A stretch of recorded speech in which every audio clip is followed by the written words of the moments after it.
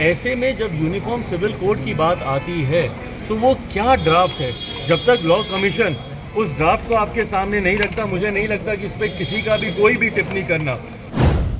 कितनी बार नीतीश कुमार जी ने उन्हें धोखा देने का काम किया है। नीतीश कुमार जी ने न सिर्फ भारतीय जनता पार्टी को बल्कि हर उस गठबंधन को और अपने ही हर उस नेता को धोखा देने का काम किया जिनका साथ लेकर इन्होंने आगे बढ़ने का प्रयास किया। आगामी लोकसभा चुनाव 2024 से ठीक पहले मोदी सरकार ने समान नागरिक संहिता यानी कि कॉमन सिविल कोड देश में लागू करने को लेकर एक बड़ा दांव चला है।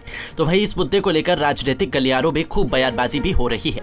इसी क्रम में लोक जनशक्ति पार्टी के राष्ट्रीय अध्यक्ष चिराग पासवान ने कहा कि यूनिफॉर्म सिविल कोड का पहले ड्राफ्ट आना चाहिए, उससे पहले अगर कोई पार्टी टिप्पणी करती है तो वो कतई उचित नहीं है। भाई देखिए, यूनिफॉर्म सिविल कोड की जहाँ तक बात है, भारत विभिन्नताओं का देश है और भारत की खूबसूरती ही यही रही है कि जितनी भी विभिन्नताएं हैं यहाँ पर, हर किसी को अपनी पहचान इस देश में रहते हुए मिली है। ऐसे में जब यूनिफॉर्म सिविल कोड की बात आती है, जब तक इसका ड्राफ्ट सामने नहीं आता, ये लॉ कमीशन की पहली जिम्मेदारी बनती है कि भाई इसका ड्राफ्ट तो दें।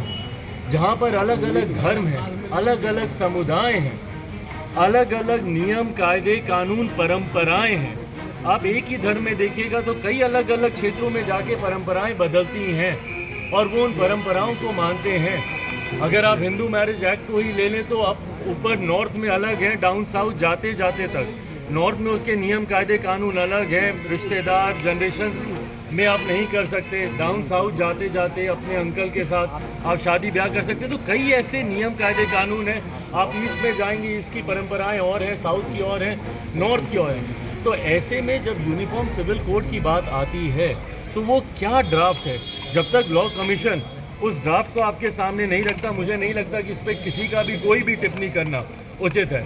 एक बार वो ड्राफ्ट आएगा, उस ड्राफ्ट को मैं, मेरी पार्टी पूरी गंभीरता से हम लोग उसका अध्ययन करेंगे और उसके बाद ही उस पर अपनी टिप्पणी देना उचित है। वहीं चिराग पासवान ने अमित शाह के नीतीश कुमार को पलटूराम बताने वाले बयान को बताया सही। कहा, नीतीश कुमार ने एक को नहीं बल्कि कईयों को धोखा दिया है, वो हमेशा पलटते हैं।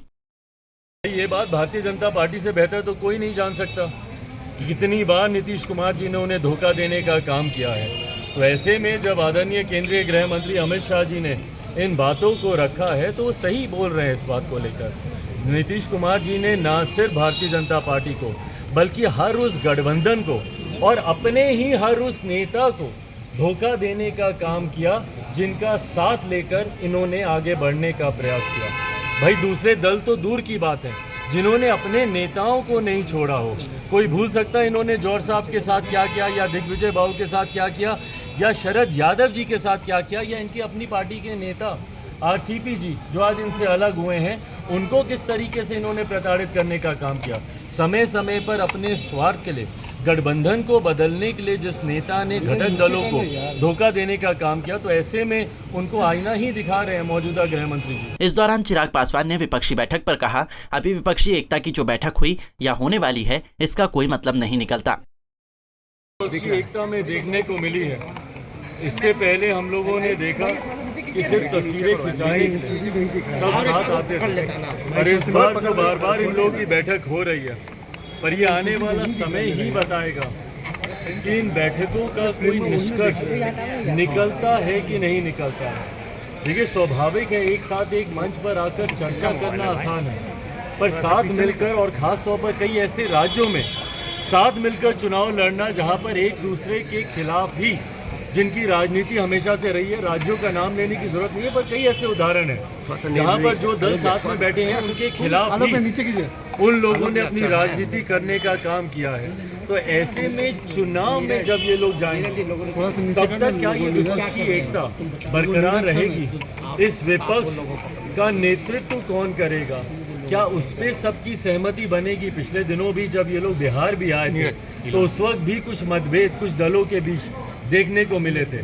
बट बहरहाल ये आने वाला समय ही बताएगा कि ये विपक्षी एकता इस तरीके से बरकरार रह पाती है या चुनाव आते आते तक धराशायी हो। बता दें कि पहली विपक्षी नेताओं की बैठक 23 जून को पटना में हुई थी। इस बैठक में 15 दलों के नेता शामिल हुए थे। विपक्षी एकता की अगली बैठक 13 या 14 जुलाई को बेंगलुरु में होगी। एनसीपी प्रमुख शरद पवार ने इसकी घोषणा की है। पंजाब केसरी टीवी के लिए पटना से संजीव कुमार की रिपोर्ट।